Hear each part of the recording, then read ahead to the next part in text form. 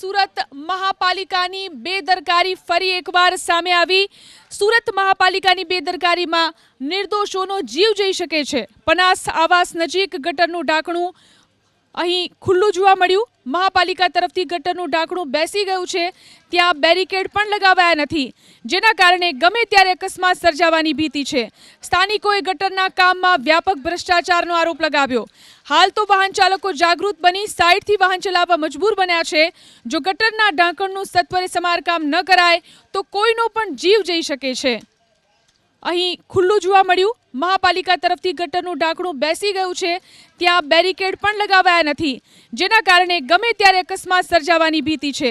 સ્થાનિકોએ ગટરના કામમાં વ્યાપક ભ્રષ્ટાચારનો આરોપ લગાવ્યો। હાલ તો વાહન ચાલકો જાગૃત બની સાઈડથી વાહન ચલાવવા મજબૂર બન્યા છે। જો ગટરના ઢાંકણનું સત્વરે સમારકામ ન કરાય તો કોઈનો પણ જીવ જઈ શકે છે।